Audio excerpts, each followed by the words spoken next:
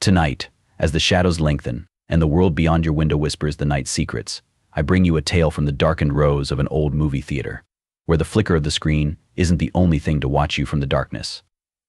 This is a story of forgotten whispers and lingering presences. So lock your doors, dim your lights, and prepare to glance over your shoulder. Our story begins in the small town of Elmswood, a place just like any other, with one exception: an old, single-screen movie theater known as the Grand.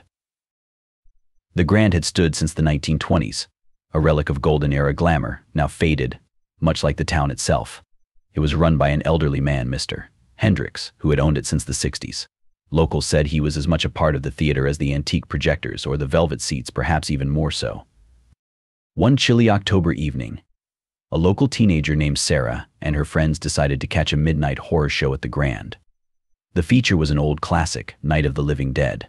As the group settled into the creaky seats, the dim room filled with the scent of stale popcorn and dust. The film began to roll, its black and white scenes casting eerie shadows across the walls. As the movie played, Sarah felt an uneasy sensation, as if they were being watched.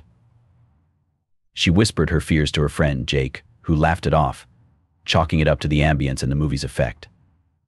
But Sarah couldn't shake the feeling. Halfway through the movie, she stood up to go to the restroom. Walking down the aisle, she heard its soft, barely audible whispers. They seemed to come from all around her, yet no one else was in sight. Upon her return, she noticed an extra figure sitting in the back row, still, silent, and unnervingly out of place. She blinked, and it was gone.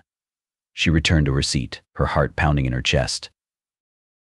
The movie neared its climax, and the whispers grew louder. Sarah's mind raced with panic as she felt cold air brush against her neck. She turned around to see the empty seat behind her, but this time there was a brief flicker of a figure, an apparition of a man, dressed in an old-fashioned suit, his eyes hollow, his stare piercing through the dim light. Frozen in fear, she could only watch as the figure slowly faded, the whispers quieting with his departure.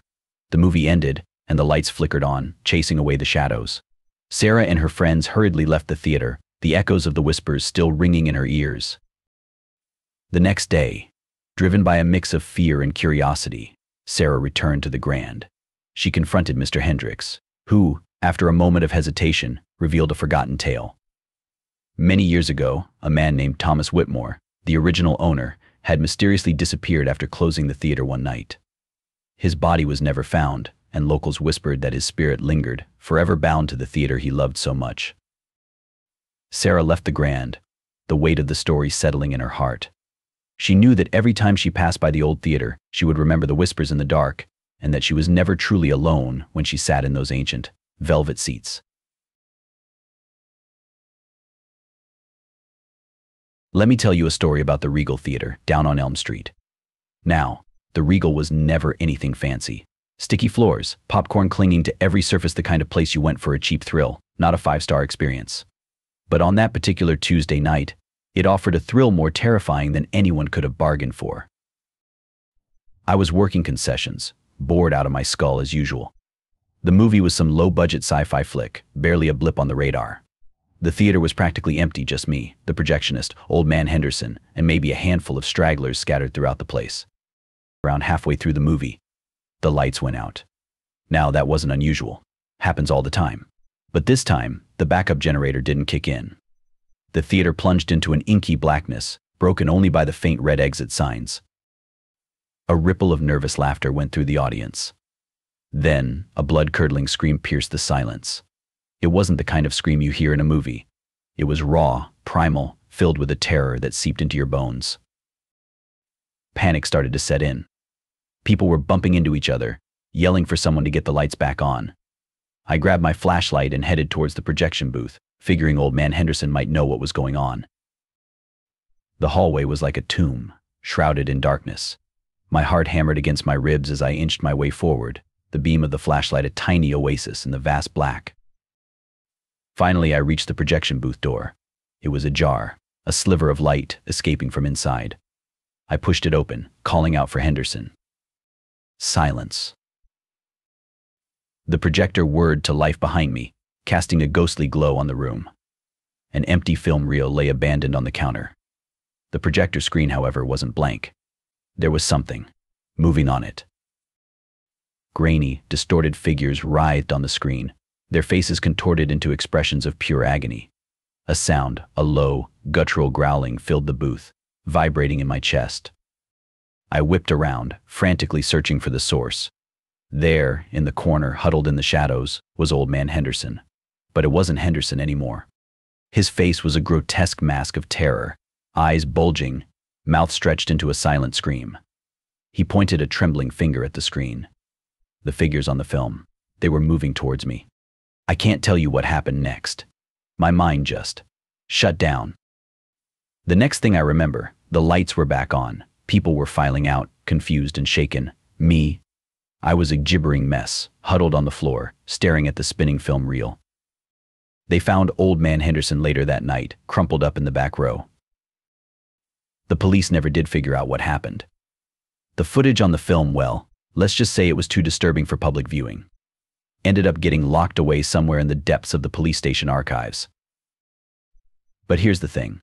Sometimes, when the city goes quiet on a Tuesday night, and the wind howls just right, I swear I hear that low growl echoing down Elm Street. And sometimes, in the dead of night, when I close my eyes, I still see those figures moving towards me.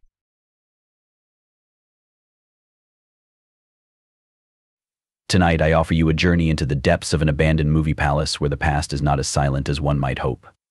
Our story, Whispers in the Dark, follows young Marcus, whose fascination with urban exploration brings him face to face with forgotten horrors. Marcus, a bold and thrill-seeking journalism student from New Orleans, often chased stories and adventures that others shied away from. One evening, amidst the clatter of a college cafe, a friend dared him to explore the old Majestic Theater downtown, closed since the 80s and the center of all sorts of ghostly legends. With only his phone's flashlight and a camera, Marcus stepped into the darkness of the Majestic, its grandeur buried under layers of dust and decay. The silence was thick, broken only by the echo of his footsteps and the occasional drip of water.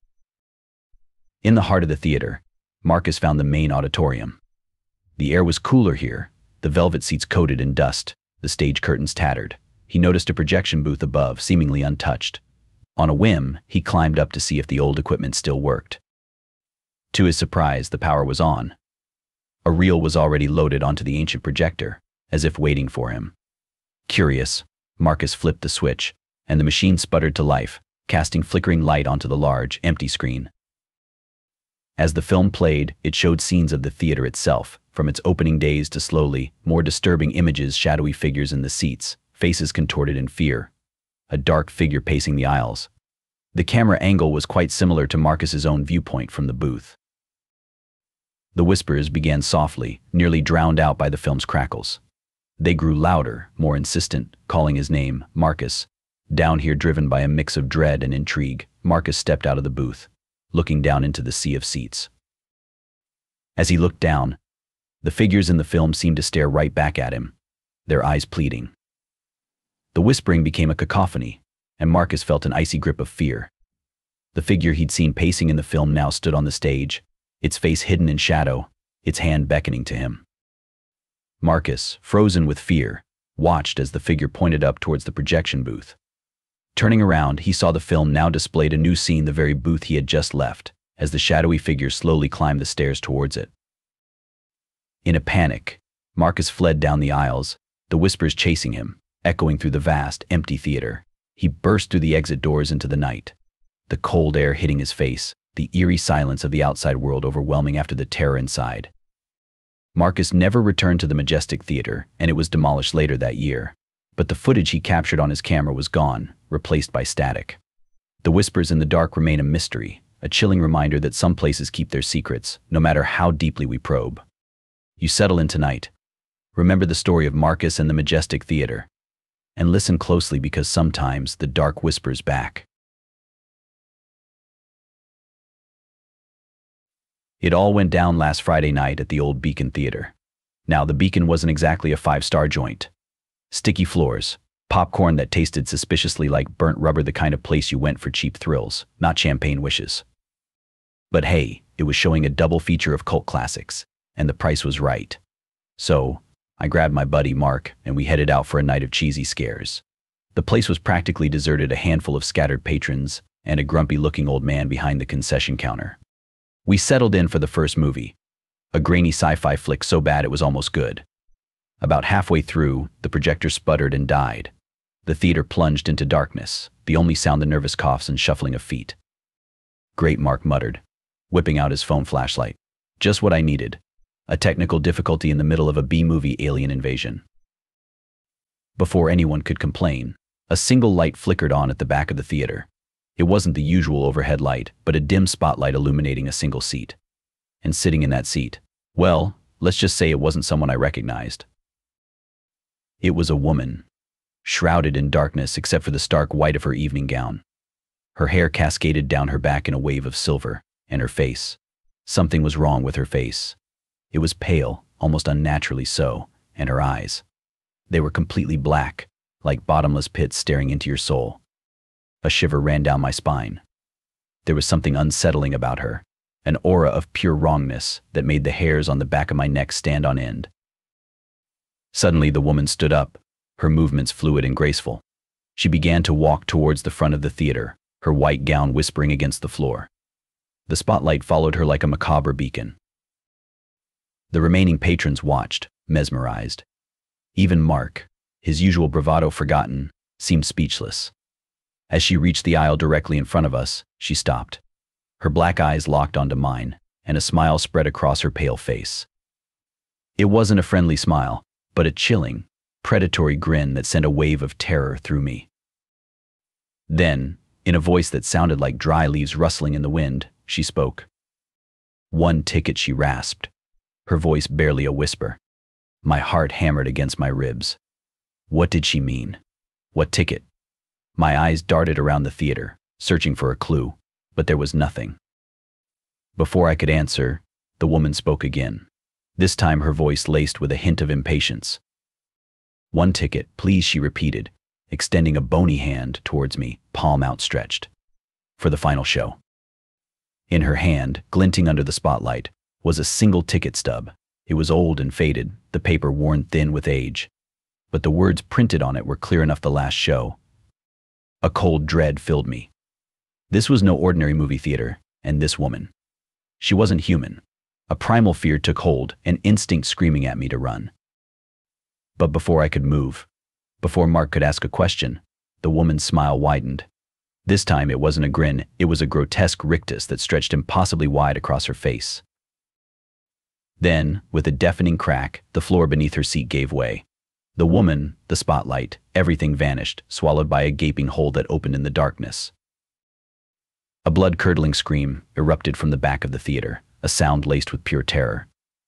It was short-lived, cut off abruptly as the darkness seemed to pulsate, as if it were consuming something. Panic erupted. People scrambled for the exits, pushing and shoving in the blinding darkness. Mark grabbed my arm, his grip tight. "We gotta get out to here," he yelled. We pushed through the panicked crowd, adrenaline fueling our escape.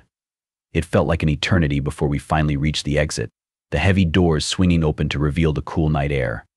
We didn't stop running until we were blocks away, lungs burning, chests heaving. Neither of us spoke for a while, simply trying to catch our breath, to process the bizarre and terrifying experience. The next day, the news reported a gas leak at the Beacon Theater. They said a faulty pipe had ruptured, causing the floor to collapse. No mention of the strange woman, no mention of the chilling ticket stub that I clutched in my sweaty palm. It had somehow escaped my notice in the chaos of the escape. Now, under the harsh light of day, it seemed even more nonsensical, but the memory of the woman's black eyes and her predatory grin remained etched in my mind. Mark called me a few hours later, his voice shaken. Apparently he hadn't left the theater immediately. He said he saw a flicker of movement in the darkness where the floor had opened. A glimpse of something white, disappearing into the abyss. We both knew what it was. The ticket stub wouldn't leave me alone. It felt like a cursed object, pulsating with an unseen energy. Every time I looked at it, I felt a sense of dread, a pull towards something dark and unknown. I tried to throw it away, but my hand always hovered above the trash can, an invisible force stopping me. One night, a strange dream invaded my sleep. It wasn't a dream, not exactly. It was more like a vision. I found myself back in the Beacon Theater, the spotlight shining on the empty seat where the woman had been. Then, The image shifted, and I was looking down into the darkness below the floor. There, amongst swirling shadows, I saw a multitude of faces, all pale and distorted, their eyes glowing with an unnatural light. They were chanting, their voices a low, guttural chorus that sent shivers down my spine. And then I heard it, a single word, repeated over and over again. The show. I woke up with a gasp, sweat clinging to my skin. The ticket stub was clutched in my hand, the paper cold and damp. I knew what I had to do. The next morning, I went back to the Beacon Theater. It was a shell of its former self, boarded up and tagged with graffiti. But through a gap in the boards, I could see the gaping hole in the floor. With trembling hands, I approached the hole and leaned over, peering into the darkness. A cold gust of air rushed up, carrying with it a faint whisper that sounded like the chanting from my dream. Taking a deep breath, I closed my eyes and tossed the ticket stub into the darkness. A moment of silence, then a deafening roar erupted from below. It was a sound of pure rage and frustration, the sound of something being denied. The roar faded, replaced by an eerie quiet. Slowly, I opened my eyes. The air was still, the whispers gone. A sense of relief washed over me. I haven't been back to the Beacon Theater since. Sometimes, at night, I think I hear faint chanting coming from somewhere far away. And on particularly quiet nights, I swear I can feel a cold presence watching me from the darkness. Maybe the story ends here. Maybe I managed to get rid of whatever evil lurked beneath the Beacon Theater. Or maybe the show hasn't ended yet. Maybe it's just waiting for the next unsuspecting soul with a ticket to attend. Maybe it's waiting for you. Most importantly, remember to stay safe and to always trust your instincts. And if you enjoyed hearing about my brush with the supernatural, don't forget to like this video and subscribe for more spine-tingling tales of terror. Until next time, stay vigilant, my friends.